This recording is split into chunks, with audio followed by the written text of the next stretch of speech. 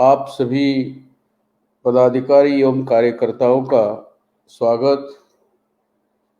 जिन महापुरुषों ने, राष्ट्रपुरुषों ने, राष्ट्रमाताओं ने हमारे मूल निवासी बहुजन समाज की लड़ाई लड़ने के लिए संघर्ष किया, त्याग किया, बलिदान किया, ऐसे सभी मूल निवासी महापुरुष, राष्ट्रपुरुष, राष्ट्रमाता, उनके विचारों को और उनकी प्रतिमाओं को आप सभी के समक्ष विनम्र अभिवादन।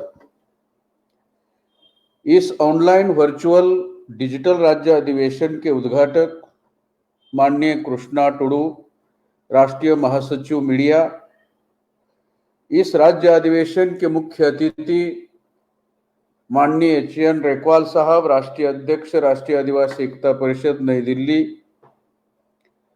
इस राज्य अधिवेशन के विशेष अतिथि और संचालक महोदय माननीय चंपालाल बरगोट जी, राष्ट्रीय महासचिव, राष्ट्रीय आदिवासी एकता परिषद, और इस राज्य अधिवेशन में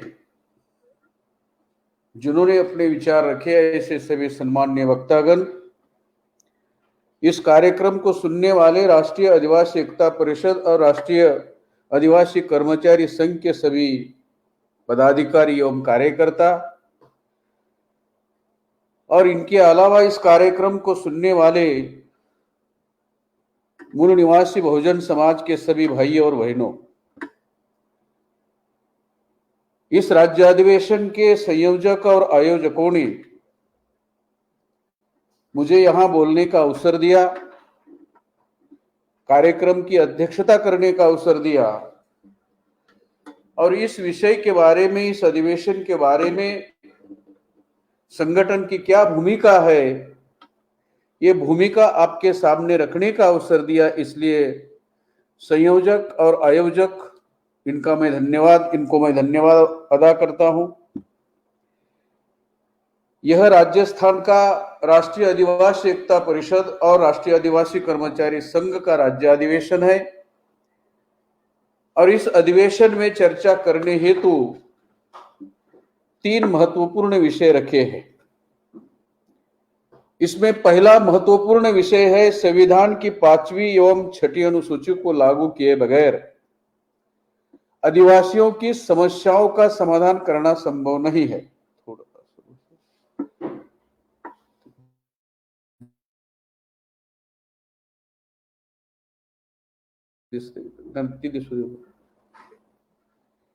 आदिवासियों को संविधान में मिले तमाम अधिकारों को अनुसूची 9 में शेड्यूल 9 में डाले बगैर आदिवासियों का विकास संभव नहीं है, एक गंभीर चर्चा। दूसरा विषय है एनआरसी, सीएए और एनपीआर से आदिवासियों का नुकसान एवं उसके भावी दुष्परिणाम, एक गंभीर मंथन। और तीसरा और आखिरी विषय है आदिवासियों की समस्याओं का समाधान अन्य मूल निवासी जाति समूहों अर्थात एससी, ओबीसी एंड माइनॉरिटी के साथ मिलकर राष्ट्रव्यापी जन आंदोलन निर्माण किए बगैर संभव नहीं है, एक गंभीर चर्चा। इसमें एक विषय दूसरे विषय पर या दूसरे विषय से और दूसरा विषय तीसरे विषय से संबंधित है, तो इसके लिए हम सबसे पहले 5वीं और 6ठी अनुसूची के बारे में चर्चा करना चाहेंगे। जिनको 5वीं और 6ठी अनुसूची समझना है या समझ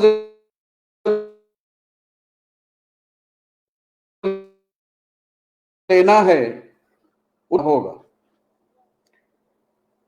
एक होती है एकेडमिक चर्चा और एक होती है आंदोलन की चर्चा। साथियों, बहुत सारे हमारे लोग जो है एकेडमिक चर्चा ज्यादा करते हैं और जो बोलते हैं केवल परिणामों पर बोलते हैं, कारणों पर नहीं बोलते हैं। और जब तक कारणों का पता नहीं चलेगा हम किसी नतीजे पर नहीं पहुंच सकते। इसलिए सबसे पहले ये 5वीं और 6ठी अनुसूची है क्या, साथियों, इस अनुसूची के अनुसार बहुत सारे लोगों ने बताया कि क्या क्या अधिकार भारतीय संविधान ने दिए हैं। तो स्वायत्त और स्वतंत्र शासन प्रशासन करने का अधिकार दिया है। मतलब संविधान में एक नया संविधान बनाया है। इसमें आदिवासी की जमीन गैर आदिवासी खरीद नहीं सकता, ले नहीं सकता। इतना ही नहीं, जो आदिवासी की ग्राम सभा है और जो जनजाति सलाहकार कमेटी है, उसकी अनुमति के बगैर भारत सरकार का आईएएस कलेक्टर और आईपीएस, एसपी और CP, SP superintendent of police और सीपी कमिश्नर ऑफ पुलिस, ये वहां प्रवेश नहीं कर सकते। मतलब भारत सरकार का कलेक्टर और आईपीएस भी आदिवासी की ग्राम सभा और जनजाति सलाहकार समिति के अनुमति बगैर वहां प्रवेश नहीं कर सकते। जहां आदिवासी बसते हैं और जो एरिया 5वीं और 6ठी अनुसूची के अनुसार शेड्यूल्ड एरिया में आता है, वहां भारत सरकार का कोई कानून नहीं चलता। भारत सरकार के संसद में जो कानून पारित होते हैं, उसमें से एक भी कानून वहां नहीं चलता है। अब ये जो व्यवस्था की है संविधान निर्माता ने, इसका मतलब है बाबा साहब अम्बेडकर ने आदिवासियों को आजाद किया है, आदिवासियों को स्वतंत्र किया है। अभी बाबा साहब ने ऐसा संविधान में अलग से संविधान आदिवासियों के लिए क्यों रखा है? बाबा साहब अम्बेडकर ने संविधान में 5वीं अनुसूची क्यों रखी है? इसका मूल कारण यह है साथियों, क्योंकि पुना पैक्ट 24 सितंबर 1932 को जो पुना पैक्ट हुआ, उस पुना पैक्ट से एससी का भारी नुकसान हुआ और यह नुकसान एसटी का नहीं होना चाहिए, आदिवासी का नहीं होना चाहिए। इसके लिए बाबा साहब अम्बेडकर ने संविधान में एक नया संविधान, दैट इज 5वीं और 6ठी अनुसूची का प्रावधान किया। मगर बाबा साहब के बाद ब्राह्मणों ने आदिवासी नेताओं की मदद से एसटी को भी आज पुना पैक्ट लागू किया, एक लागू करवाया। पुना पैक्ट केवल एससी के लिए था, जो 24 सितंबर 1932 को हुआ। उस समय आदिवासी के लिए कोई पुना पैक्ट लागू नहीं था। लेकिन बाबा साहब जाने के बाद आदिवासी नेताओं की मदद से ब्राह्मणों ने उनको भी पुना पैक्ट लागू करवा लिया। दूसरा मुद्दा यह है, जो 5वीं और 6ठी अनुसूची है साथियों, और ये जो शेड्यूल्ड है, उनके जंगल, जल और जमीन के नीचे बहुत सारे वक्ताओं ने बताया कि 89 प्रकार के मूल्यवान धातु है, जिसकी अनुमानित कीमत 11,000 लाख करोड़ है। यह आंकड़ा मुझे पहले मालूम था। अभी राष्ट्रीय आदिवासी एकता परिषद के राष्ट्रीय अध्यक्ष माननीय रेकवाल साहब ने बताया कि 86,000 लाख करोड़ इसकी कीमत है। मतलब ये नई जानकारी है, और हो सकता है यहां से आगे तो ऐसा कहना पड़ेगा कि हजारों लाख करोड़ रुपए कीमत है उस 89 मूल्यवान धातु की, जो धातु आदिवासी जहां बसते हैं, जहां रहते हैं, उनके जल के नीचे, जंगल के नीचे और जमीन के नीचे है। और 5वीं 6ठी अनुसूची, उसमें जो 6ठी अनुसूची के अनुसार अगर 35% भी रॉयल्टी आदिवासी को मिलती है, जो अभी रेकवाल साहब ने बताया कि 13 करोड़ भारत में आदिवासी है और उनमें से 4.5 करोड़ को हटा दिया है, तो बचे हुए जितने भी आदिवासी भारत में है, या 13 करोड़ आदिवासी है, हर आदिवासी भारत में करोड़पति हो सकता है। केवल रॉयल्टी देना है, कुछ नहीं करना। मैं ये बताने की या समझाने की कोशिश कर रहा हूं साथियों कि ये 5वीं और 6ठी अनुसूची है क्या, और केंद्र में जो सरकार है और सरकार में जो ब्राह्मण लोग है वो लागू क्यों नहीं करना चाहते? सवाल ये है, वो लागू क्यों नहीं करना चाहते? संविधान में होने के बावजूद भी लागू क्यों नहीं करना चाहते? और इतनी बड़ी संपत्ति, इतनी बड़ी खनिज संपत्ति, इतना बड़ा खजीना, इतने बड़े मूल्यवान धातु उनके नीचे है, जमीन के और जल के और जंगल के। ये बात उनको मालूम है, दुश्मन को मालूम है, लेकिन हमारे पढ़े लिखे लोगों को मालूम नहीं है। अनपढ़ लोगों की तो बात ही छोड़ो, उनका तो सवाल ही नहीं। अनपढ़ लोगों को छोड़ो, उनका तो सवाल ही नहीं। हमारे पढ़े लिखे लोगों को इसकी जानकारी नहीं।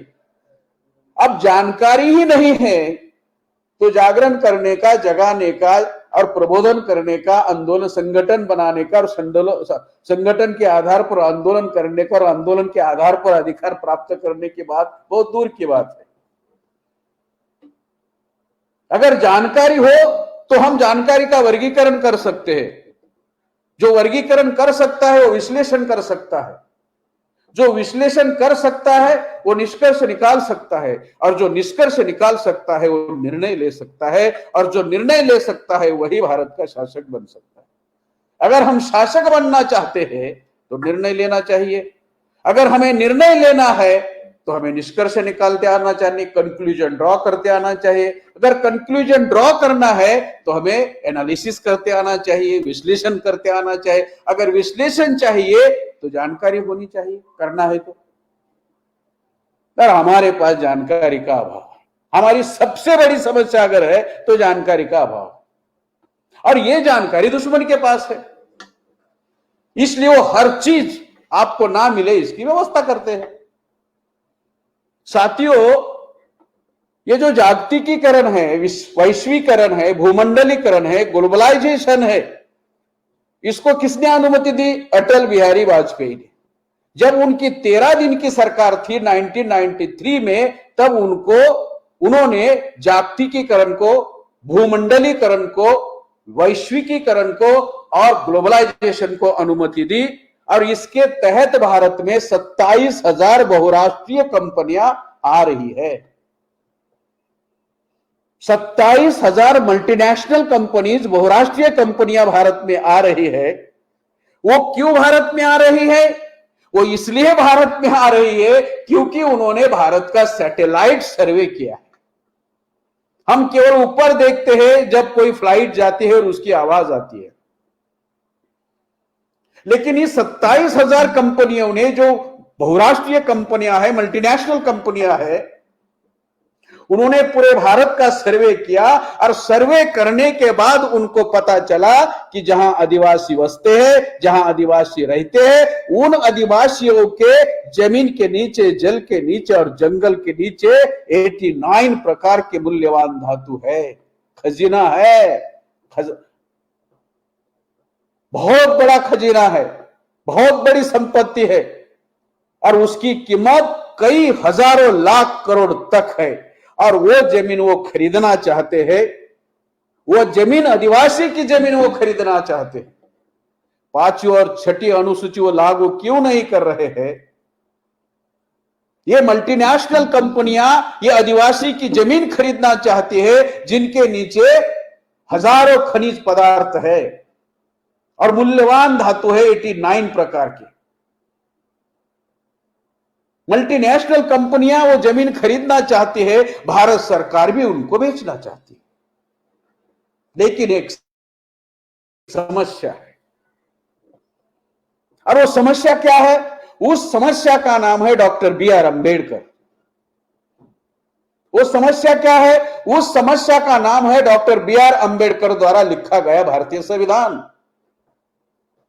उस समस्या का नाम क्या है? उस संविधान में जो 5वीं और 6ठी अनुसूची का प्रावधान है, वो उनके लिए समस्या है। ये जो सारा चल रहा है वो आदिवासियों को उनके जंगल से, जमीन से और जल से हटाने के लिए चल रहा है। और जब तक आदिवासी उनके जल से, जमीन से और जंगल से हटते नहीं, तब तक भारत सरकार विदेशियों को वो जमीन बेच नहीं सकता। और जब तक भारत सरकार विदेशियों को जमीन बेच नहीं सकता, तब तक विदेशी कंपनियां, मल्टीनेशनल कंपनीज, बहुराष्ट्रीय कंपनियां भारत में आ नहीं सकती। ये सवाल है। ये जो षड्यंत्र चल रहा है वो जानबूझकर चल रहा है। इसलिए साथियों, आदिवासी यह जमीन बेचने का विरोध करते हैं और केंद्र सरकार आदिवासियों को उनके जड़ और जंगल और जमीन से निकालना चाहती है। कैसे? आदिवासी इसका विरोध करते हैं कि हम हमारी जमीन आपको नहीं खरीद बेचने, क्योंकि आदिवासी की जमीन गैर आदिवासी खरीद नहीं सकता,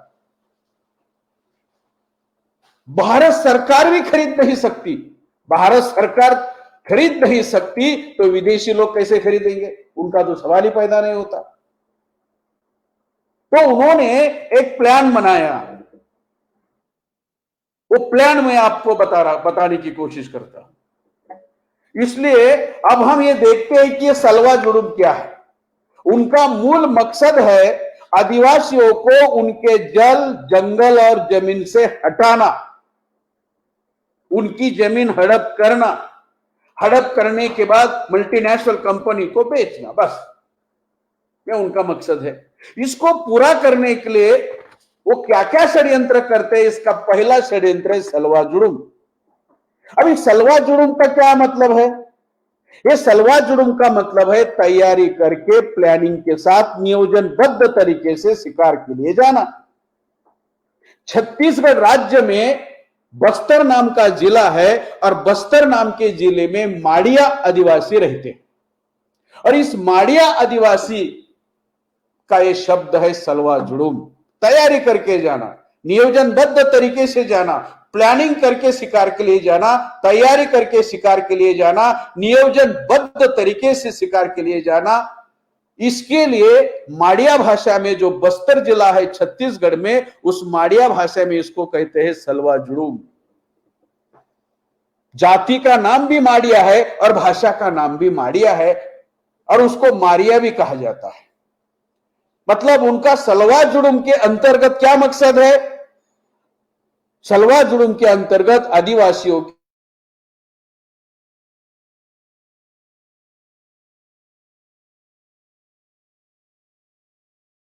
माड़िया आदिवासी रहते हैं, उनके जमीन के नीचे लोहे की खदानें हैं।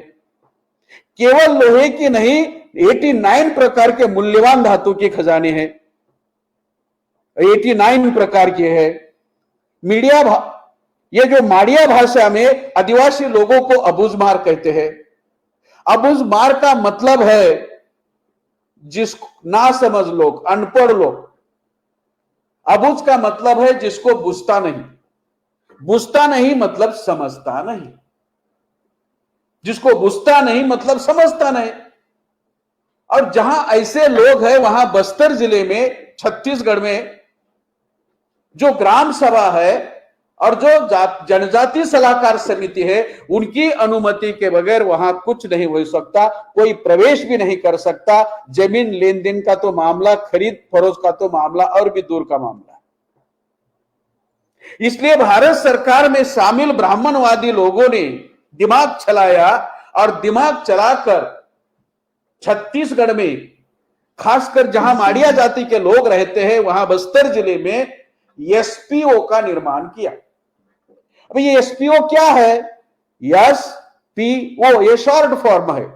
एसपीओ का मतलब होता है special police officer, special police officer. अब ये जो स्पेशल पुलिस ऑफिसर है, इसकी भर्ती शुरू की। मतलब केंद्र सरकार में, राज्य सरकार में शामिल शातिर दिमाग के ब्राह्मणों ने योजना लाई। ये स्पेशल भर्ती है, ये रेगुलर भर्ती नहीं है। इसकी दो विशेषता है। नंबर एक, ये स्पेशल भर्ती है, रेगुलर भर्ती नहीं है। और इसकी दूसरी विशेषता है, इसमें केवल आदिवासी पुलिस अधिकारी को ही भर्ती किया जाए। केवल आदिवासी पुलिस अधिकारी को ही भर्ती किया जाएगा। वो जो सुप्रीम कोर्ट में जाएंगे, यहाँ कोर्ट में वह कोई नक्सलवादी आदिवासी है और सरकार के पास पुलिस अधिकारी भी आदिवासी है। सरकार के पास जो पुलिस अधिकारी है वो आदिवासी है और जिनके खिलाफ कार्यवाही करना है, जिनको ये नक्सलवादी कहते हुए भी आदिवासी है। इसका मतलब यह हुआ साथियों, आदिवासी के द्वारा आदिवासियों को मारने का एक सरकारी कार्यक्रम है। मतलब आदिवासियों को उस जल और जंगल और जमीन से खदेड़ने का, निकालने का, हकालने का इन्होंने पहला तरीका बनाया, आदिवासियों को आदिवासी द्वारा मारना। इसलिए इसको विशेष भर्ती कहा और केवल आदिवासी लोगों को ही पुलिस में लिया और उन आदिवासी लोगों द्वारा जो नक्सलवादी आदिवासी कहते हैं, वे लोग कहते हैं कि नक्सलवादी है, उनको मारने का कार्यक्रम बनाया। जब 2-3 साल होंगे और सब आदिवासी वहां के मर जाएंगे, तब वो कहेंगे, सरकार कहेंगी police office, special police officer को बुलाकर, अभी वो मर गए हैं, अभी आपकी ड्यूटी खत्म हो गई है, अभी आपका जॉब, आपकी नौकरी खत्म। मतलब साथियों, जैसे पूरे भारत में जैसे आदिवासी को मारने के लिए आदिवासी है, इसमें मरने वाले आदिवासी, मारने वाले आदिवासी, जलने वाले आदिवासी, जलाने वाले आदिवासी, काटने वाले आदिवासी, कट जाने वाले आदिवासी, और प्लानिंग करने वाला ब्राह्मण वहां बैठा है। वो देखता है कैसे मारते हैं और कैसे मरते हैं। और ये खेल उनका राष्ट्रीय खेल है, इट इज नेशनल गेम।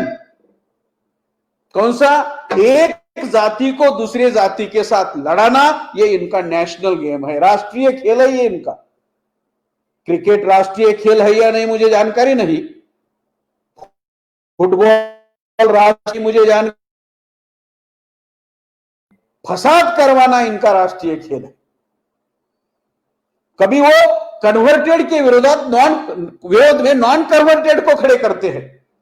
जो कन्वर्टेड है, हमारे मुस्लिम है, सिख है, क्रिश्चियन है, बुद्धिस्ट है, जैन है, लिंगायत है, को खड़ा करते हैं।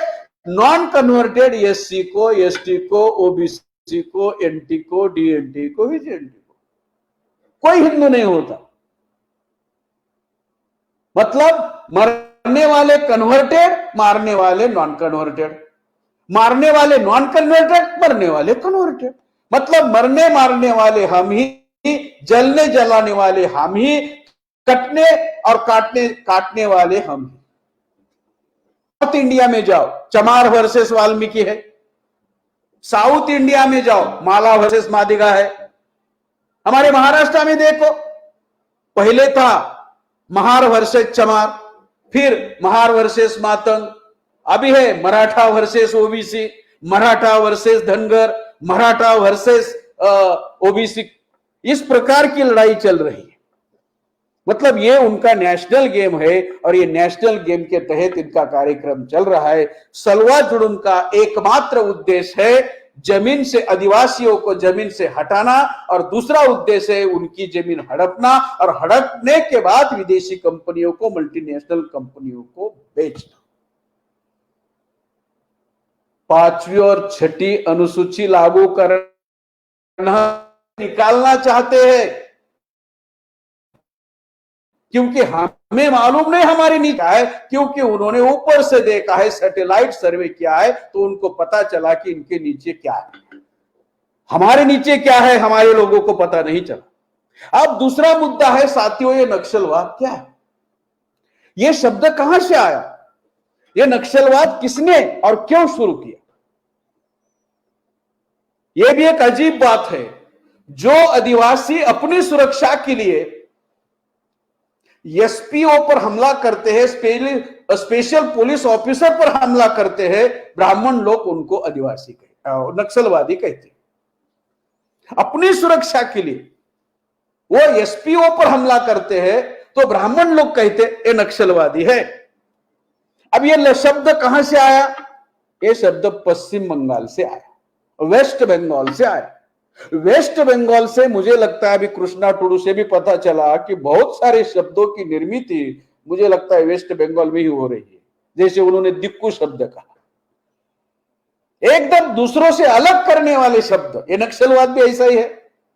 तो वेस्ट बंगाल में एक गांव है जिसका नाम है नक्सलवाड़ी।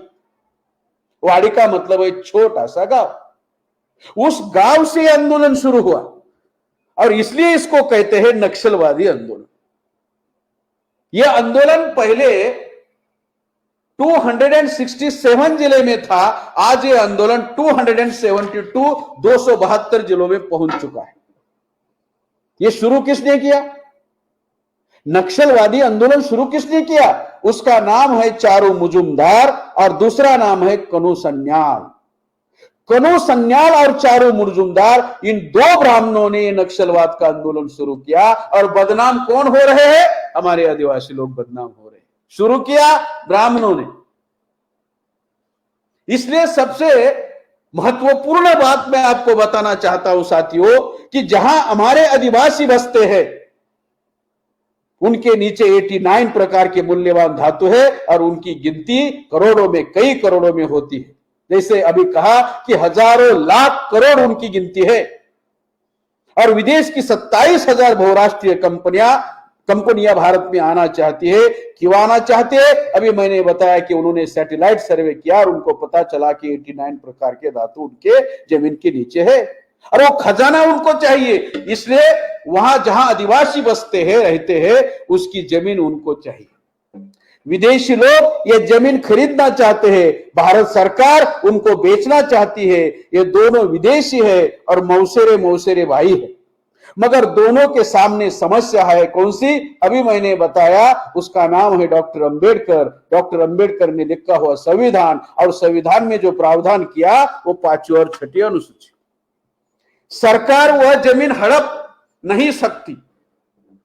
इस सूची के रहते केंद्र सरकार यह जमीन खरीद नहीं सकती, हड़प नहीं सकती। और विदेशी लोगों ने तो हड़पने का और खरीदने का सवाल ही नहीं। तो केंद्र सरकार आदिवासियों की जमीन हड़पना चाहती है और विदेशी कंपनियों को बेचना चाहती है, क्योंकि उस जमीन के नीचे इतना बड़ा खजाना है। तो मल्टीनेशनल कंपनियां और भारत के केंद्र सरकार या केंद्र सरकार में शामिल ब्राह्मणों में एक अग्रीमेंट हुआ, एक गठबंधन हुआ, एक समझौता हुआ। एक अग्रीमेंट हुआ, एक गठबंधन हुआ, एक समझौता हुआ। वो समझौता क्यों हुआ? गठबंधन क्यों हुआ? अग्रीमेंट क्यों हुआ? क्योंकि दोनों विदेशी है। अब ये गठबंधन क्या है? ये समझौता क्या है?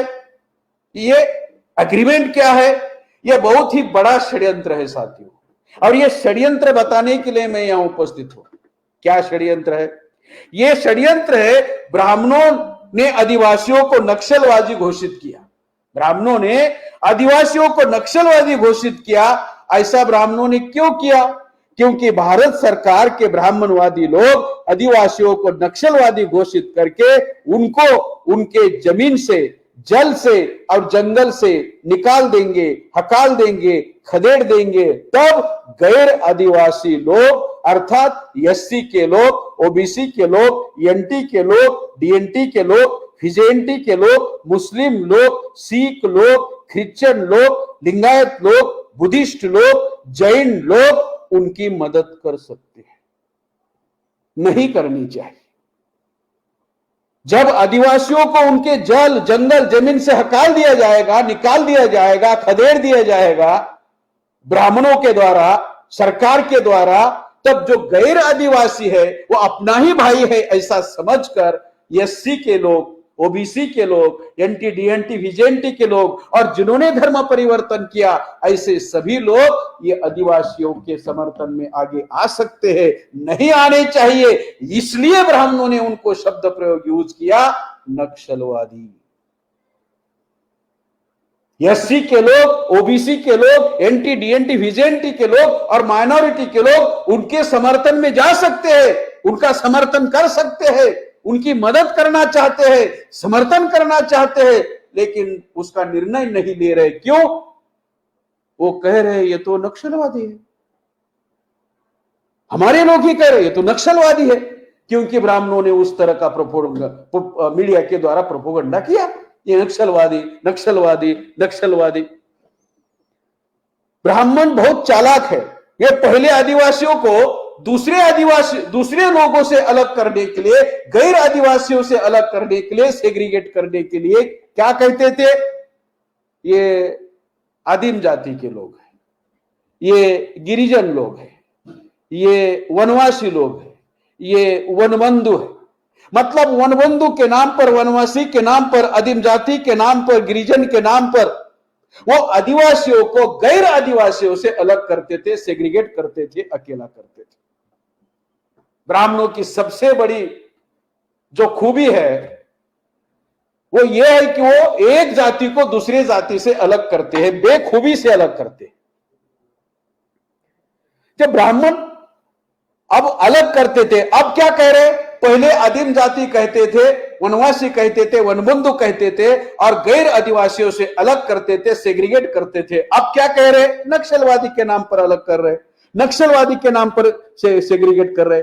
मतलब ये सेग्रीगेशन का मुद्दा है, अलगीकरण का मुद्दा है, अकेले रहने का मुद्दा है। इसलिए साथियों, वो हमेशा प्रचार भी करते हैं। एससी को क्या कहते हैं? आरक्षणवादी। पहले अछूत कहते थे, अब आरक्षणवादी कहते हैं। एसटी को क्या कहते हैं? नक्सलवादी। पहले क्या कहते थे? जंगली कहते थे, अब नक्सलवादी कहते थे। ओबीसी को क्या कहते थे? पहले शूद्र, अब क्या कहते? जातिवादी। ओबीसी को शूद्र कहते थे, अब जातिवादी कहते थे। मुस्लिम को पहले क्या कहते थे? विदेशी, अब क्या कहते? आतंकवादी। पहले विदेशी कहते थे और अब आतंकवादी कहते थे। ब्राह्मण खुद को पहले क्या कहते थे? आर्य, अब क्या कहते? राष्ट्रवादी। मतलब एससी आरक्षणवादी, एसटी नक्सलवादी, ओबीसी जातिवादी, मुस्लिम आतंकवादी और ब्राह्मण अकेला राष्ट्रवादी। ये शब्दों का जो हेर फेर है उसके अनुसार वो काम करते हैं और अलग थलग करते हैं और अलग थक करके आपकी पिटाई करते हैं। पहले सेग्रीगेट करते हैं, अकेला करते हैं, अलग करते हैं, फिर आपकी पिटाई करते हैं। फॉर एग्जाम्पल 1978 को जब नामांतर का मसला आया तो बौद्ध लोगों को अर्थात एससी को उन्होंने अलग किया और बौद्धों की पिटाई की। तो बाकी लोगों ने समझा हमारा क्या संबंध है, वो तो बौद्धों की पिटाई हो रही है, एससी की पिटाई हो रही है। एसटी ने सोचा, ओबीसी ने सोचा, एनटी ने सोचा, माइनॉरिटी ने सोचा, हमारा कोई संबंध नहीं। फिर उन्होंने क्या किया? 1984 को सिखों का कत्लेआम किया। ऑपरेशन ब्लू स्टार के अंतर्गत जो इंदिरा गांधी की हत्या हुई और उसमें उन्होंने सिखों का कत्ल किया, 10,000 सिखों का कत्ल किया। तो बाकी लोगों ने सोचा, एससी के लोगों ने सोचा ये सिखों का मामला है, हमारा मामला नहीं। एसटी के लोगों ने सोचा ये सिखों का मामला है, हमारा मामला नहीं। ओबीसी के लोगों ने सोचा ये सिखों का मामला है, हमारा मामला नहीं। फिर 1992 को जब मुस्लिम हिंदू फसाद हुआ, उसने मुसलमानों को काटा उन्होंने। तो बाकी लोगों ने सोचा ये मुस्लिम की समस्या है, हमारी समस्या नहीं। ये मुस्लिम का मसला है, हमारा मसला नहीं। ये मुस्लिम का प्रॉब्लम है, हमारा प्रॉब्लम नहीं। फिर 2000 में उन्होंने क्रिश्चियन लोगों को जलाकर मारा उड़ीसा में।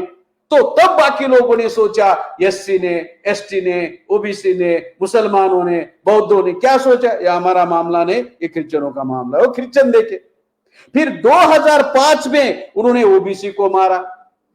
जो हायर और प्रोफेशनल एजुकेशन में ओबीसी को हक्काधिकार चाहिए थे, आरक्षण चाहिए था, उसका विरोध कौन कर रहे थे? वो जब आंदोलन एससी ओबीसी के लोग कर रहे थे तब 2005 में उनको पीटा। और पीटने वाला कौन था? उस संगठन का नाम था यूथ फॉर इक्वालिटी। और कौन चलाता था? अभी दिल्ली का जो मुख्यमंत्री है वो अरविंद केजरीवाल चलाता था। हमारे लोगों को दुश्मन के बारे में बहुत कम जानकारी है, दोस्तों के बारे में तो बिल्कुल ही नहीं है। इसलिए साथियों 2005 को जब उन्होंने ओबीसी को पीटा, और ओबीसी क्या मांग रहे थे? संख्या के अनुपात में हायर एंड प्रोफेशनल एजुकेशन में आरक्षण मांग रहे थे। और विरोध के लिए रास्ते पर कौन उतरा था? ब्राह्मण डॉक्टर, ब्राह्मण वकील, ब्राह्मण इंजीनियर, ब्राह्मण अधिकारी, ब्राह्मण प्रोफेसर। ओबीसी को आरक्षण ना मिले इसलिए ब्राह्मण बनिया के प्रोफेसर, वकील, इंजीनियर, डॉक्टर रास्ते पर थे, अधिकारी रास्ते पर थे। जब हम संकट में हैं, हमारे डॉक्टर कहां है? हमारे वकील कहां है? हमारे प्रोफेसर कहां है? हमारे अधिकारी कहां है? हमारे इंजीनियर कहां है? और मुझे तो ताज्जुब हुआ सुनते समय, आज भी हमारे जो पढ़े लिखे लोग हैं वो राजनीतिक लोगों पर भरोसा करते हैं कि उन्होंने करना चाहिए, वो नहीं करते। राजनीतिक लोगों पर भरोसा करते हैं और खुद पढ़े लिखे हैं। जब तक भारत में गैर राजनीतिक जड़ें हमारी मजबूत नहीं होगी और गैर राजनीतिक आंदोलन मजबूत नहीं होगा तब तक राजनीति सफल नहीं हो सकती। लोग हमारे हैं और दुश्मन की क्यों सुनते हैं? क्योंकि हमारी गैर राजनीतिक जड़ें मजबूत नहीं है, हमारी कोई सामाजिक शक्ति मजबूत नहीं है। और ये शक्ति मजबूत करने के बजाय वो जो अनपढ़ और गवार लोग हैं, पढ़े लिखे लोग हैं, पुनः पैक्ट के तहत चुनकर जाने वाले लोग हैं, उनके ऊपर भरोसा करते और उनसे मदद की अपेक्षा करते हैं, जो दुश्मन की मदद कर रहे हैं उधर बैठकर। अभी मैंने कहा कि 78 को बौद्धों को मारा, 84 को सिखों को मारा, 92 को मुस्लिमों को मारा, 2000 को क्रिश्चियनों को मारा, 2005 को ओबीसी को मारा। अब बचा कौन? अब आपका नंबर है, मतलब एसटी का नंबर है। और कैसे मार रहे एसटी को? नक्सलवादी कहकर। पहले कैसे मारा? आदिवासी द्वारा ही आदिवासी को मारा। अब कैसे मार रहे हैं? नक्सलवादी बनाकर। पहले आदिवासी ने आदिवासी को मारा, ये पहली योजना। अब दूसरी योजना कौन सी है? सरकार आदिवासी को मार रही है। उद्देश्य क्या है? मकसद क्या है? मोटिव क्या है? टारगेट क्या है? एम और ऑब्जेक्टिव क्या है? आदिवासियों को जल जंगल जमीन से हटाना, उनकी जमीन हड़प करना, विदेशी लोगों को बेचना, फिर विदेशी लोग वो 89 प्रकार के मूल्यवान धातु की संपत्ति अपने देश में ले जाए। केवल बेचने का कार्यक्रम चल रहा है और हमारे लोग अकेले अकेले में लड़ने की कोशिश कर रहे हैं। केवल अकेला भी अकेला नहीं, उसमें भी हजारों संगठन बनाए हुए। अकेले एसटी में 25,000 संगठन है भारत में। एसटी की जनसंख्या है 8.1 और उनके संगठन है 25,000 और जातियां है 803 और संगठन कितने हैं? 25,000। इसका मतलब साथियों, आदिवासियों का न्याय आंदोलन है, न्याय संगत आंदोलन है। ऐसा होते हुए भी गैर आदिवासी उनका समर्थन देने का निर्णय नहीं ले सकते। ये है नक्सलवाद। नक्सलवादी क्यों कहते हैं, इसका जवाब मैं दे रहा हूं। यह जैसे सरकार कहती है वैसे लॉ एंड ऑर्डर का मामला नहीं है। यह जैसे न्यायपालिका कहती है यह नई आर्थिक नीति का मुद्दा भी नहीं है। तो यह मुद्दा क्या है? वामन मेश्राम साहब राष्ट्रीय अध्यक्ष वामशप और भारत मुक्ति मोर्चा कहते हैं, क्या मुद्दा है?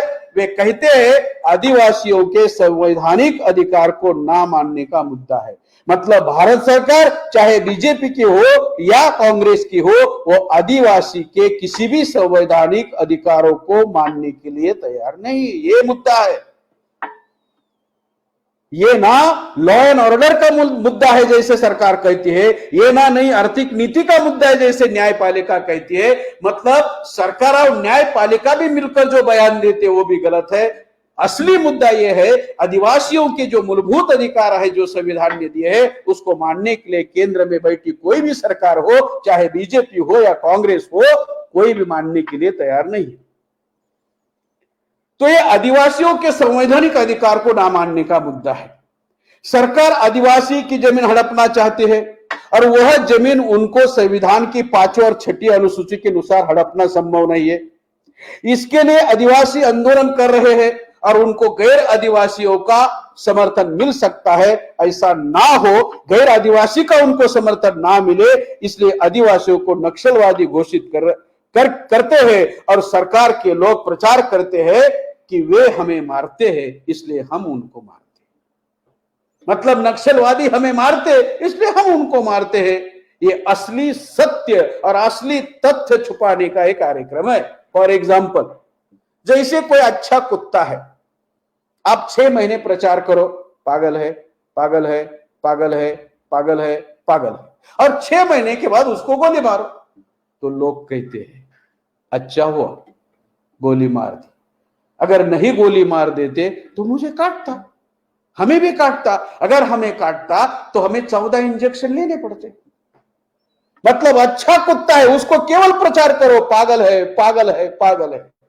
नक्सलवादी को मारना है, आदिवासी को मारना है और गैर आदिवासी का उसको समर्थन नहीं मिलना चाहिए, तो क्या करो? आदिवासी के बारे में प्रचार करो, नक्सलवादी, नक्सलवादी, नक्सलवादी, नक्सलवादी, नक्सलवादी, नक्सलवादी। अगर किसी ने उसको गोली मारी तो कोई भी गैर आदिवासी हो, एससी हो, ओबीसी हो, एनटी हो, डीएनटी हो, विजेंटी हो, मुस्लिम हो, क्रिश्चियन हो, बुद्धिस्ट हो, जैन हो, लिंगायत हो, वो क्या कहता है? अच्छा हुआ, नक्सलवादी था, अच्छा हुआ। मतलब ये प्लान बनाकर हो रहा है आदिवासियों को सेग्रीगेट करने के बारे में। वे प्लान बनाकर नियोजनबद्ध तरीके से सलवा जुड़ूम के तहत वो आदिवासियों को अलग बना रहे हैं, अकेला कर रहे हैं, सेग्रीगेट कर रहे हैं। और हमारे आदिवासी क्या कहते हैं? हम अकेले ही आदिवासी है, मूल निवासी, दूसरे कोई मूल निवासी नहीं। अजीब मामला है। दुश्मन आदिवासी को अकेला कर रहा है और आदिवासी खुद को अकेला कर रहा है। दुश्मन आदिवासियों को अकेला कर रहा है और गैर आदिवासियों से उसका नाता तोड़ रहा है, और खुद आदिवासी भी ये कह रहा है हम ही मूल निवासी है, बाकी मूल निवासी नहीं। जैसे अभी कृष्णा टू ने कहा, क्या शब्द उन्होंने जो बताया, दिक्कू, कि हम जो दूसरे लोग हैं उनको दिक्कू कहते हैं। एससी दिक्कू है, ओबीसी दिक्कू है, एनटी डीएनटी विजेंटी दिक्कू है, मुस्लिम सिख बुद्धिस्ट जैन ये तो है ही है। दिक्कू का मतलब बाहर से आए हो, मतलब चोर, मतलब हमारा संबंध नहीं। अरे दुश्मन कौन सी रणनीति अपना रहा है, क्या षड्यंत्र कर रहा है, कौन सी चाल चल रहा है, ये अगर हमारे पढ़े लिखे लोगों को मालूम नहीं, हम डॉक्टर है, इंजीनियर है, वकील है, प्रोफेसर है, अधिकारी है, और आरक्षण के नाम पर इतना बड़े ओहदे पर बैठे हैं, सब कुछ हमें मिला है, शिक्षा मिली, स्कॉलरशिप मिली, नौकरी मिली, प्रमोशन मिला, गाड़ी मिली, बंगला मिला, सफारी मिली, पद मिली, प्रति सब कुछ मिला हमें, और ये हम जागरण लोगों में जाकर नहीं कर रहे। और जो अनपढ़ लोग चर्चा कर रहे हैं, उस चर्चा के हम शिकार हो रहे हैं कि ये नक्सलवादी है और उनको मारना चाहिए। उनका मकसद क्या है? आदिवासियों को उनके जल जंगल और जमीन से हटाना, उनकी जमीन हड़पना, वो विदेशियों को बेचना। आदिवासी विरोध करते हैं, इसलिए उनको नक्सलवादी घोषित करना, और नक्सलवादी घोषित किया तो गैर आदिवासी उनका समर्थन नहीं देंगे। बस यही तो वो चाहते हैं। जब गैर आदिवासी को ये बातें समझने लगी है और आदिवासी को समझ में नहीं आ रही है, ये बड़ी आश्चर्य की बात है। इन शॉर्ट ब्राह्मणों ने कार्यक्रम बनाया है, कौन सा? आदिवासियों की जमीन हड़पना, अर्थात उनको वहां से खदेड़ना, निकालना, हटाना। इसलिए उनको नक्सलवादी घोषित करना, ताकि दूसरे जो गैर आदिवासी है उनका समर्थन उनको ना मिले। ये आदिवासियों को गैर आदिवासियों से, अर्थात एससी से, ओबीसी से, एनटी से, डीएनटी से, विजेएनटी से, मुसलमानों से, क्रिश्चियनों से, सिखों से, बुद्धिस्ट लोगों से, जैन लोगों से, लिंगायत लोगों से अलग करने का मुद्दा है। ये जब तक हम पढ़े लिखे समझ नहीं लेते तब तक हम समाज को समझाने का काम नहीं कर सकते। ये जन जागरण का मुद्दा है साथियों। अब इस पर उपाय क्या? कोई भी चीज होती है तो उस पर उपाय होता है। आदिवासी और गैर आदिवासी को इकट्ठा आकर लड़ना चाहिए, इकट्ठा आकर संघर्ष करना चाहिए। एकमात्र उपाय है और कोई उपाय नहीं। इसलिए दुश्मन की रणनीति को जानना होगा, षड्यंत्र को पहचानना होगा। मतलब इसका निचोड़ यह है साथियों, ये जो मुद्दा है पहला विषय, इसका निचोड़ यह है कि सलवा जुड़ूम अर्थात स्पेशल पुलिस ऑफिसर, इस योजना से ब्राह्मणवादी लोग आदिवासियों को उनके जल जंगल और संपत्ति से हटाना चाहते हैं। जल जंगल जमीन से यहां क्या होता है? आदिवासी ही आदिवासियों को मारता है। ये उनकी पहली योजना। दूसरी क्या है? नक्सलवाद के नाम पर वो आदिवासियों को मारना चाहते हैं और आदिवासियों को उनके जल और जंगल और जमीन से हटाना चाहते हैं, और गैर आदिवासियों का समर्थन न मिले इसके लिए नक्सलवादी घोषित करते। यहां क्या है योजना? यहां सरकार के लोग आदिवासी को मारते हैं। मतलब किसी भी तरह आदिवासियों को मारने का कार्यक्रम चल रहा है। तो यह संवैधानिक तरीके से, कानूनी तरीके से 5वीं और 6ठी अनुसूची जब तक भारतीय संविधान में है, कोई भी गैर आदिवासी की जमीन खरीद नहीं सकता। केंद्र सरकार आदिवासी की जमीन खरीद नहीं सकती। अरे गांव में प्रवेश नहीं कर सकती, खरीदने की बात बहुत दूर है। जब केंद्र सरकार, भारत सरकार जमीन खरीद नहीं सकती तो विदेशी कंपनियां कहां से खरीदेगी? तो ये जब तक ये आदिवासियों को नक्सलवादी नहीं कहेंगे और उनको गैर आदिवासियों का समर्थन नहीं मिलेगा, तब उनको ये सब तब उनका समाधान हो सकता है, ऐसा अन्यथा नहीं हो सकता। इसलिए संवैधानिक तरीके से ऐसा नहीं करते, इसलिए षड्यंत्र का सहारा ले रहे और आदिवासी के साथ धोखेबाजी करते। अब इसके साथ एक विषय जोड़ा, मतलब इसका निचोड़ क्या है? सलवा जुड़ुम के तहत स्पेशल पुलिस ऑफिसर के माध्यम से आदिवासियों को मारते हैं और मरने के बाद आदिवासी की जमीन खाली होगी, कब्जा करेंगे, बस कब्जा करना, हड़पना है। फिर वो षड्यंत्र होता है, नहीं होता तब दूसरा षड्यंत्र, आदिवासियों को नक्सलवादी घोषित करना, क्योंकि वो आंदोलन करके विरोध कर रहे। जब आंदोलन करेंगे, विरोध करेंगे तो नक्सलवादी कहेंगे, तो सरकारी पुलिस उनको मारेगी और दूसरे लोग उनको कोऑपरेट या समर्थन उनका नहीं करेंगे जो गैरवादी। ये निचोड़ है इसका। अब इसमें दूसरा एक अथवा विषय है, आदिवासियों के तमाम मौलिक अधिकारों को अनुसूची 9 में डाले बगैर आदिवासियों का विकास संभव नहीं है। अब ये एक मुद्दा समझ लेना चाहिए, क्या है 9वीं अनुसूची? सबसे पहले हम आदिवासी लोग हैं और हमने विषय रखा है कि 5वीं और 6ठी अनुसूची को 9वीं सूची में 9th शेड्यूल में जब तक डाला नहीं जाता तब तक आदिवासियों के किसी समस्या का समाधान या संविधान ने जो उनको तमाम मौलिक अधिकार दिए हैं उनकी समस्या का समाधान संभव नहीं है, विकास संभव नहीं। अभी चलो पहले देखते हैं ये 9वीं अनुसूची क्या है।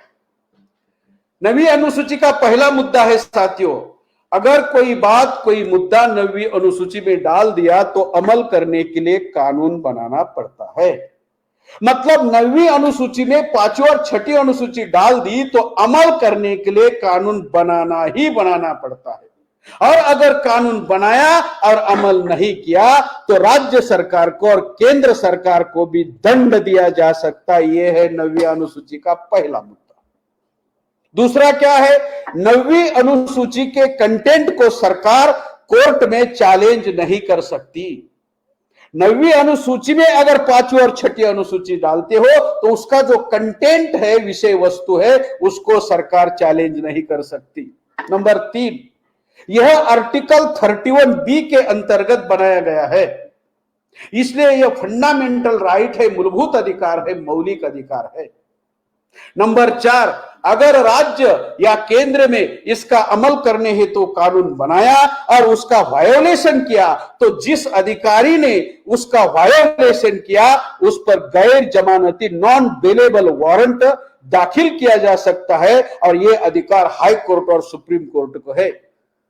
और इसका पहला अमेंडमेंट 1951 में हुआ और यह काम भी विश्व रत्न महामानव बाबा साहब डॉक्टर भीमराव अंबेडकर जी ने ही किया। उस अमेंडमेंट का नाम है कन्फर्मेशन अमेंडमेंट ऑफ राइट। इसके लिए 9वीं अनुसूची में जाने वाली हर चीज को सख्ती से अमल करना पड़ता है। इसलिए हम चाहते हैं कि जब तक 5वीं और 6ठी अनुसूची को 9वीं अनुसूची में नहीं डालते उसका अमल नहीं होगा। अब तमिलनाडु में 69% आरक्षण है, क्यों? उसको 9वीं अनुसूची में डाला है और सख्ती से अमल किया है। संविधान में आर्टिकल होता है और उसका पालन करने हेतु तो कानून बनाना पड़ता है। जैसे रेकवाल जी ने बताया कि आर्टिकल 17 है 17 संविधान में, और क्या है? अछूतापन का पालन करना एक कानूनन अपराध है, लेकिन है संविधान में। लेकिन उसके लिए अगर किसी ने अछूतापन का पालन किया तो उसको सजा देने के लिए, दंड करने के लिए कानून कहां है? तो इसके लिए कानून बनाया 1955 को। उस कानून का नाम है सिविल राइट्स प्रोटेक्शन एक्ट 1955। फिर उसमें संशोधन किया और फिर 1989 को दूसरा कानून बनाया। कौन सा? SC ST atrocity prevention act 1989।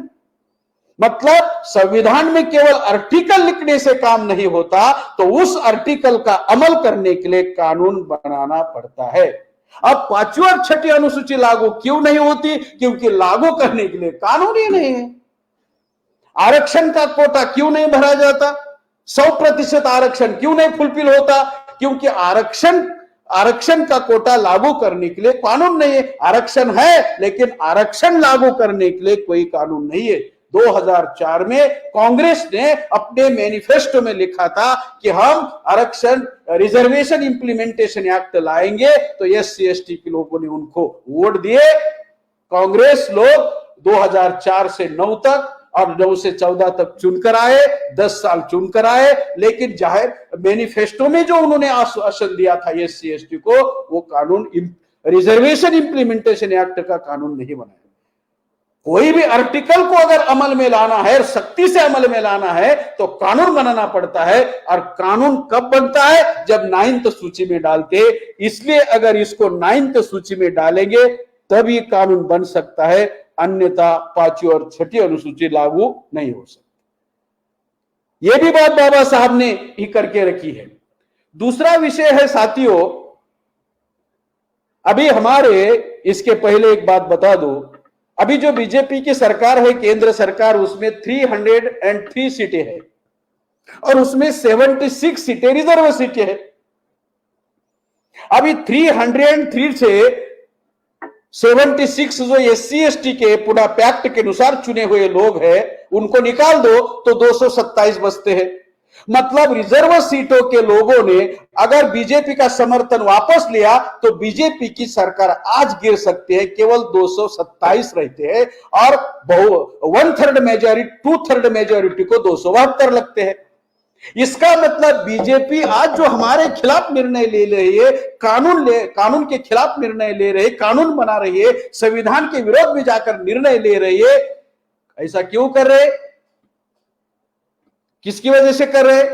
हमारे जो लोग पुनः पैक्ट की वजह से चुनकर गए, उनकी मदद से कर रहे, और हमारे पढ़े लिखे लोग उनके ऊपर निर्भर है। आज चमत्कार है। हमारे पढ़े लिखे जो हमारा सत्यानाश कर रहे हैं, एससी एसटी के लोग, वहां जाकर 76 लोग हैं। अरे राष्ट्रपति एससी है, 131 member of parliament SC ST है, फिर भी मनीषा वाल्मीकि पर अन्याय हो ही रहा है ना। कहां न्याय मिल रहा है? और हमारे पढ़े लिखे लोग, नेताओं ने हमारी बात का, हमारा कल्याण करना चाहिए, ये सब नेताओं ने देखना चाहिए। अरे उन्होंने घोषित किया है हम नालायक है, और हम नालायक लोगों पर यकीन करते हैं, उन्होंने हमारा काम करना चाहिए। अलावा इसके हमने खुद को लायक बनाने की कोशिश करनी चाहिए। दूसरा विषय है साथियों, NRC, national register of citizen, CAA, citizenship amendment act, और एनपीआर, नेशनल पॉपुलेशन रजिस्टर में आदिवासियों का नुकसान और उसके भावी दुष्परिणाम, एक मंथन। अभी साथियों इसका भी मूल में जाकर कुछ बातें समझनी होगी। आर्टिकल 6 से 11 के संदर्भ में सिटीजनशिप एक्ट 1955 बन गया। अभी 1955 को, 1955 को जो सिटीजनशिप एक्ट बना, उस समय बाबा साहब जिंदा थे, तो उसकी 4 विशेषता थी। नंबर 1, दिनांक 15 अगस्त 1947 के पहले जिनका भारत में जन्म हुआ है, वे लोग भारत के नागरिक होंगे। लिखा है कानून में, और कानून कब का है? Citizenship act 1955। नंबर 2, 1947 से 1950 तक जो स्थलांतरित हुए हैं, वे लोग भारत के नागरिक होंगे। मतलब 47 से लेकर 50 तक जो लोग स्थलांतरित हुए, वे सारे भारत के नागरिक होंगे। तीसरा है, क्या है वो कानून 1955 का? भारत पाक विभाजन के बाद जो ह्यूमन एक्सचेंज हुआ, इधर के लोग उधर गए और उधर के लोग इधर आए, वे सारे लोग भारत के नागरिक होंगे जो भारत में आए। और नंबर 4, 26 जनवरी 1950 से भारत में निवास करने वाले हर मनुष्य को भारतीय नागरिक माना जाता है। ये 4 निकष अगर है, 55 के कानून के तहत है, सिटीजनशिप एक्ट के तहत है, तो सीएए लाने की क्या जरूरत है? एनपीआर करने की क्या जरूरत है? एनआरसी करने की क्या जरूरत है? लिखा है यहां। अभी दूसरा मुद्दा, ये सिटीजनशिप एक्ट 1955 कैसे निर्माण हुआ, इसकी भी एक अजब कथा है। उस समय बाबा साहब अम्बेडकर जिंदा थे। यह बिल 1953 को लोकसभा में गया, 1 महीने में पास हुआ, फिर राज्यसभा में गया, 2 सीटिंग में पास हुआ, और तीसरी सीटिंग में वो राष्ट्रपति के पास हस्ताक्षर के लिए गया। कौन सा बिल? Citizenship act 1955। 1953 को बिल आया। उस समय बाबा साहब अम्बेडकर राज्यसभा के सदस्य थे। इस बिल पर बाबा साहब अम्बेडकर ने 1 घंटा 44 मिनट भाषण किया और बाबा साहब ने सिटीजनशिप की क्या शर्तें होनी चाहिए, नागरिकता के क्या निकष होने चाहिए, ये बताए। क्राइटेरिया नंबर 1, निकष नंबर 1, 1951 में हुई जनगणना के अनुसार सभी भारतीय लोगों को नागरिकता का अधिकार देना चाहिए। बाबा साहब ने जो बातें कही, हम क्या कहते हैं, क्या सोचते हैं, क्या करते हैं, हमारे महापुरुष क्या कहते थे, क्या करते थे, क्या सोचते थे। क्या कहा बाबा साहब ने? पहली शर्त 1955 के एक्ट की, क्या कि 1951 में जो पहली जनगणना हुई उसके अनुसार सभी भारतीय लोगों को, जिनकी जनगणना हुई, जाति गिनती हुई, उनको भारतीय नागरिकता देनी चाहिए। नंबर 2, इन नागरिकों की बात की हर पीढ़ी ऐसा कह सकती है कि हम भारत के नागरिक हैं, तो उनको नागरिकता का कोई सबूत नहीं मांगना चाहिए। ये दूसरा निकष, दूसरा क्राइटेरिया।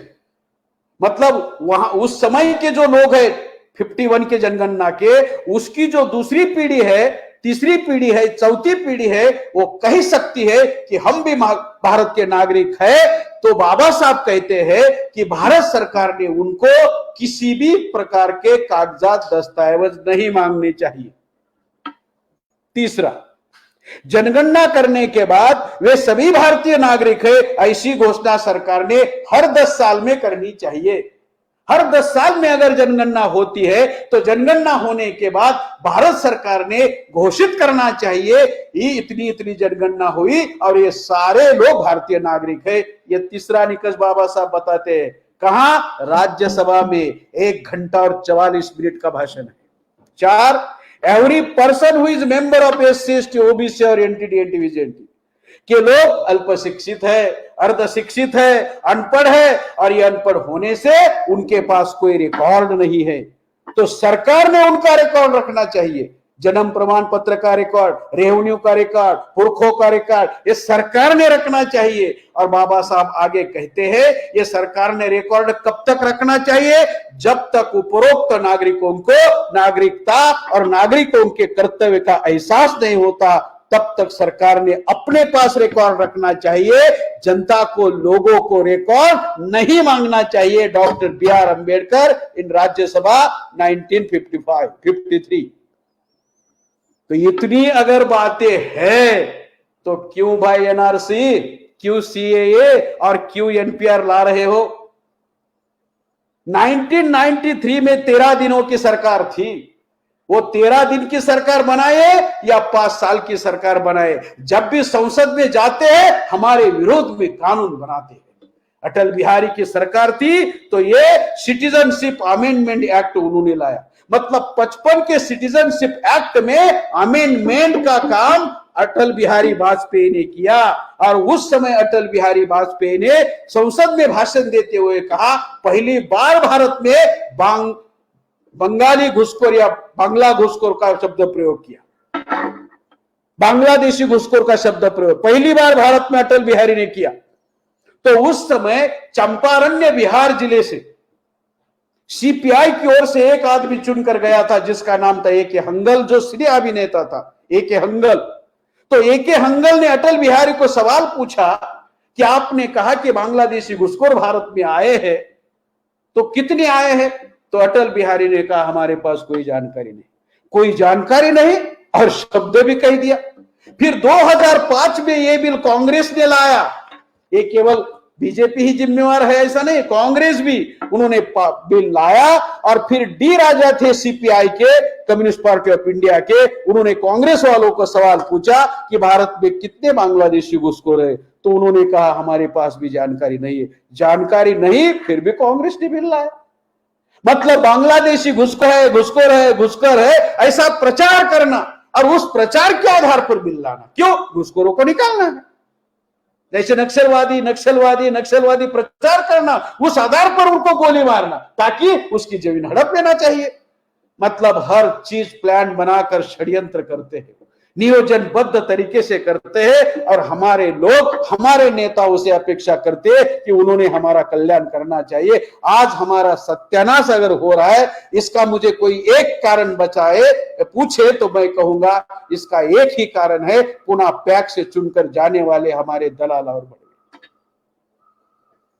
इतना ही नहीं साथियों, राज्यसभा में एके हंगल सदस्य थे राज्यसभा के, जो सीनियर अभिनेता थे, तो उन्होंने एक किताब लिखी। उस किताब में लिखा है कि 0.1 आदिवासी के पास भी जन्म प्रमाण पत्र नहीं है।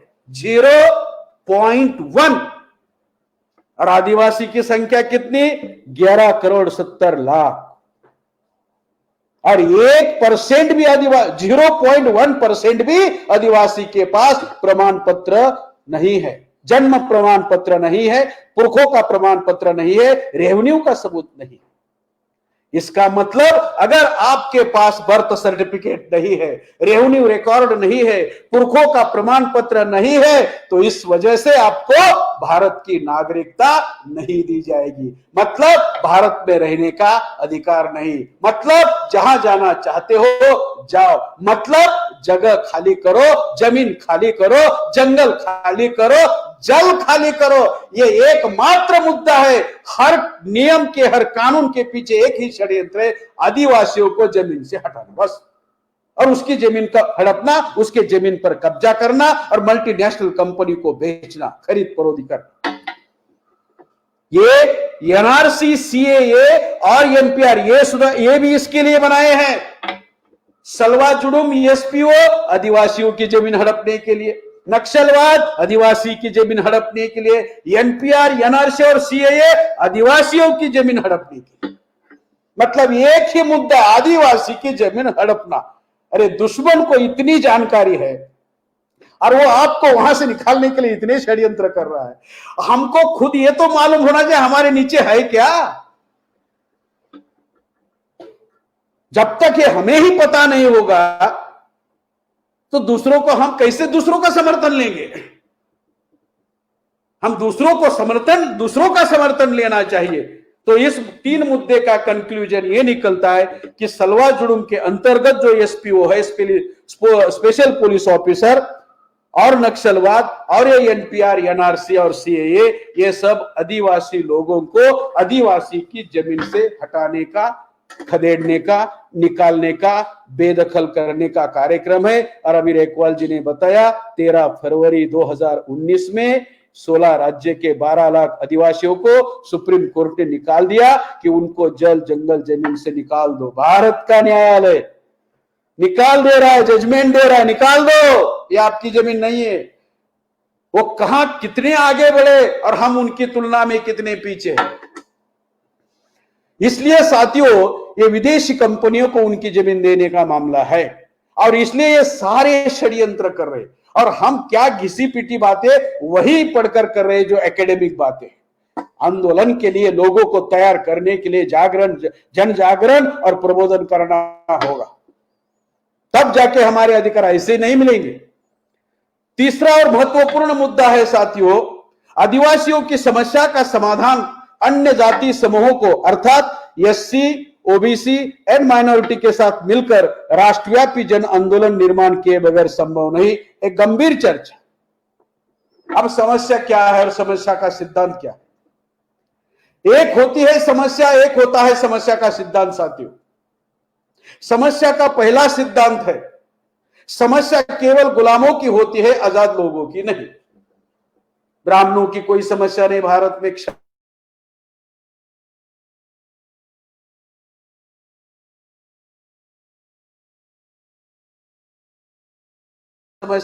विजयंती की समस्या है, मुसलमानों की समस्या है, ख्रिश्चनों की समस्या है, लिंगायत की समस्या है, सिखों की समस्या है, बुद्धिस्टों की समस्या है, मतलब हम गुलाम हैं। दूसरा सिद्धांत, जो समस्या पैदा करता है वो समस्या का समाधान नहीं करता और हम लोग उनसे अपेक्षा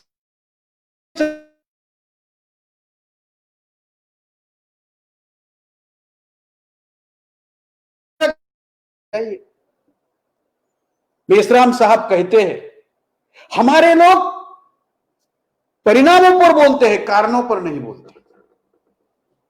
यह परिणाम है, 5वीं और 6ठी अनुसूची लागू ना करना परिणाम है। सलवार जुलूम और स्पेशल पुलिस ऑफिसर परिणाम है। यह नक्सलवाद परिणाम है। ये एनपीआर, एनआरसी और सीएए परिणाम है। कारण क्या है? आदिवासियों को 5वीं और 6ठी अनुसूची लागू ना करना, यह कारण, और उनकी जमीन हड़पना, यह कारण है। हम हमेशा कारणों के ऊपर चर्चा, परिणामों पर करते हैं, कारणों पर नहीं। और कारण के बिना परिणाम संभव नहीं। अज्ञान क्या है? समस्या के कारणों की जानकारी ना होना ही अज्ञान है। अज्ञान क्या है? समस्या के कारणों की जानकारी का अभाव ही अज्ञान है। अज्ञान दूसरा कुछ नहीं है। इसलिए साथियों, गुलामी में हमारा राष्ट्रव्यापी आंदोलन था। पहला मुद्दा राष्ट्रव्यापी आंदोलन था, और राष्ट्रव्यापी आंदोलन की वजह से भारतीय संविधान आया, और भारतीय संविधान की वजह से हमें सारे मौलिक अधिकार मिले। लेकिन जिसको हक और अधिकार मिले, मतलब जिसको शिक्षा मिली, स्कॉलरशिप मिली, नौकरी मिली, प्रमोशन, बंगला, गाड़ी, सब कुछ, सफारी, सूट, सब कुछ मिला, उन लोगों ने कुछ नहीं किया, इसलिए संविधान समाप्त हो गया। संविधान ने दिए हुए अधिकार भी समाप्त हो गए एलपीजी की वजह से। इसलिए बामसेफ ने फिर से राष्ट्रव्यापी आंदोलन शुरू किया। पहला मुद्दा। दूसरा, अकेले अकेले नहीं लड़ना चाहिए। मेरा अनुरोध है आदिवासी लोगों को, एसटी के भाइयों को, अकेले अकेले नहीं लड़ना चाहिए। फिर कैसे लड़ना चाहिए? SC, ST, OBC, NT, DNT, VJNT और इनमें से धर्म परिवर्तन किए हुए लोग, Christian, Muslim, Sikh, Buddhist, Jain, Lingayat, इन्होंने मिलजुल कर लड़ना चाहिए। अब तक अकेले अकेले लड़े, सत्यानाश हुआ। इसलिए यहां से आगे मिलजुल कर लड़ेंगे। ब्राह्मणों ने जाति क्यों बनाई? अलग अलग करने हेतु। ब्राह्मणों ने जातियां बनाई कितनी? 6000। और हमारे पढ़े लिखे लोगों ने संगठन कितने बनाए? 6 लाख। ब्राह्मणों से भी आगे है हमारे पढ़े लिखे लोग। ब्राह्मणों ने हमें अलग अलग करने के लिए जातियां कितनी बनाई? 6000। हमारे पढ़े लिखे लोगों ने संगठन कितने बनाए? 6 लाख। और सभी संगठन क्या कहते हैं? समाज के लिए काम करते हैं। फिर समाज का सत्यानाश क्यों हो रहा है भाई? मुझे समझ में नहीं आ रहा। अरे 6 लाख संगठन समाज के लिए काम करते हैं, सत्यानाश क्यों हो रहा है? नेतृत्व का अभाव है, लैक ऑफ लीडरशिप है। केवल अपनी समस्या का समाधान ढूंढने के लिए हर एक ने संगठन बनाया। ब्राह्मणों ने जाति का निर्माण किया, बाबा साहब ने प्रवर्ग का निर्माण किया। ब्राह्मणों ने कास्ट का निर्माण किया, बाबा साहब ने क्लास, मतलब ब्राह्मणों ने जो संकट निर्माण किया उससे कम करने की कोशिश की। कैसे? एससी जाति नहीं, एससी क्लास है, प्रवर्ग 1700 जाति। एसटी जाति नहीं, क्लास है, प्रवर्ग 803 जाति। ओबीसी जाति नहीं, क्लास है, प्रवर्ग 3803 जाति। एनटी डीएनटी जाति नहीं, क्लास है, प्रवर्ग 199 जाति। ये क्लास है। ब्राह्मणों ने कास्ट, बाबा साहब ने class. 6 class, SC, ST, OBC, NT DNT, VJNT और इनमें से धर्म परावर्तित लोग और महिला, ये 6 क्लास बाबा साहब ने बनाए। महापुरुषों के हमेशा आगे जाना चाहिए, पीछे नहीं रहना चाहिए। और वामन मेश्राम साहब ने, बामसेफ ने, भारत मुक्ति मोर्चा ने इन 6 क्लासेस का एक बड़ा क्लास बनाया जिसका नाम मूल निवासी है। और हमारे आदिवासी भाई कहते हैं, मैं तो ऐसा कहूंगा, ब्राह्मण उनसे कहलवाते हैं क्या? हम ही मूल निवासी है, बाकी लोग नहीं। बाकी लोग कौन है? दिक्कू। मतलब खुद के पैर पर कुल्हाड़ी मारने का एक कार्यक्रम है। मेश्राम हमेशा कहते हैं, कोई कितना भी बेवकूफ हो, कितना भी गधा हो, लेकिन अपने पैर पर अपनी कुल्हाड़ी नहीं मारता। अरे ये लोकतंत्र है, ये डेमोक्रेसी है। जब तक दूसरों की सहायता नहीं लोगे, कभी भी विकास नहीं होगा। अगर मान लो थोड़ी देर के लिए आप खुद मूल निवासी, बाकी नहीं। और वोट देते समय क्या आपको एससी के वोट नहीं चाहिए, ओबीसी के वोट नहीं चाहिए, एनटीडीएनटी के वोट नहीं चाहिए, मुस्लिम के वोट नहीं चाहिए, क्रिश्चियन के वोट नहीं चाहिए, सिख लोगों के वोट नहीं चाहिए, बुद्धिस्ट लोगों के वोट नहीं चाहिए, लिंगायत के वोट नहीं चाहिए? अपने अकेले के वोट पर बलबूते, वोट के बलबूते पर चुन कर आओगे? मान लो 100% ब्राह्मणों ने आपको वोट दिया तो भी 3.5 है, चुनकर कैसे आओगे? और आप 8% हो और 92% को कहते हो कि आपका हमारा और आपका कोई संबंध नहीं। दुश्मन आपको अकेला कर रहा है, आप खुद अकेला हो रहे हो। दुश्मन कर रहा है, हम समझ सकते हैं और हम उनका सामना भी कर सकते हैं, बंदोबस्त भी कर सकते हैं। आप खुद कह रहे हो, इसका क्या करे भाई? इसलिए अकेले अकेले नहीं लड़ना चाहिए, मिलजुल कर लड़ना चाहिए। अब तक अकेले अकेले लड़े, सत्यानाश हुआ। तीसरा मुद्दा, इसके लिए हम लोगों ने अकेले अकेले नहीं लड़ना है, मिलजुल के। इसके लिए क्या करना होगा? इसके लिए हम सभी लोगों ने, एससी एसटी ओबीसी के जितने भी 6 लाख संगठन है, इन लोगों ने अपना ईगो और अहंकार को त्यागना होगा, ईगो और अहंकार को छोड़ना होगा। गलत, क्योंकि हमारे ईगो और अहंकार से समाज की समस्या ज्यादा महत्वपूर्ण है। अरे संविधान खत्म हुआ, नौकरी खत्म हुई, आरक्षण समाप्त हुआ, वो जला रहे संविधान। लॉकडाउन के दरमियान उन्होंने संविधान के खिलाफ जाकर निर्णय दिए, किसानों के खिलाफ में, कामगारों के खिलाफ में, विद्यार्थी के खिलाफ में, कुछ नहीं बचा। इसलिए मिलजुल कर लड़ना होगा। इसके लिए ईगो और अहंकार छोड़ना होगा। मेरा ही सही, मैं ही सही, गलत। कॉमन मिनिमम प्रोग्राम बनाएंगे।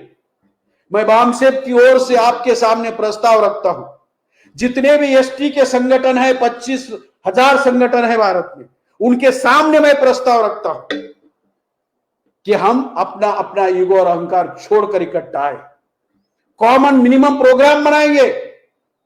अपना बैनर लेके आओ, अपना डंडा लेके आओ, अपना एजेंडा लेके आओ, अपना झंडा लेके आओ, कोई प्रॉब्लम नहीं। अरे आज तक अलग अलग होकर लड़े, अब इकट्ठा होकर लड़े।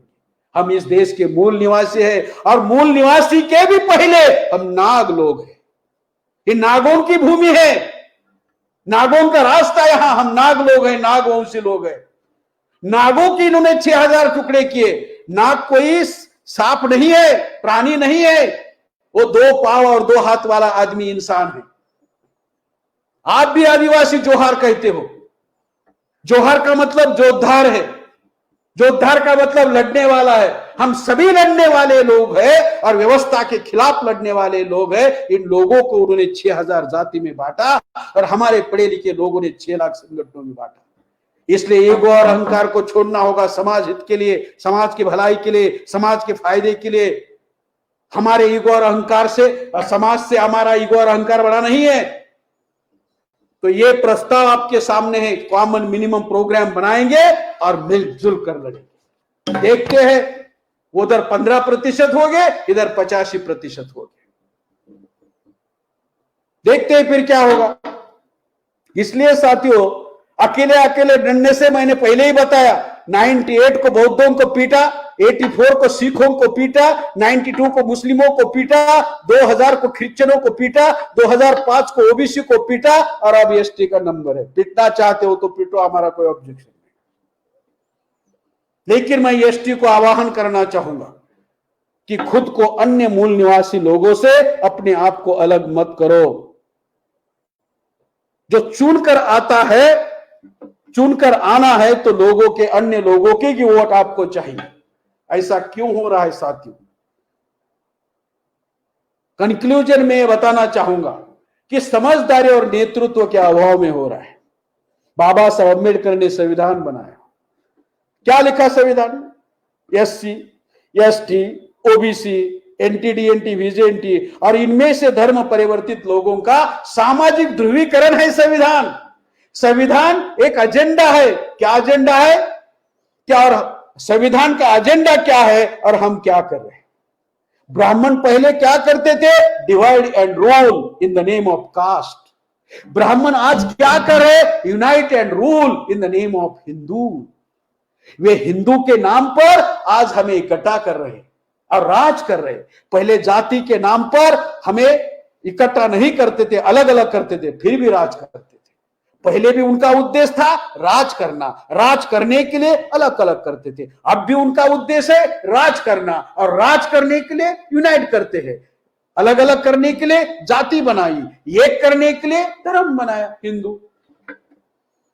अभी मोहन भागवत ने कहा कि 2021 की जनगणना में एसटी ने हिंदू लिखना चाहिए।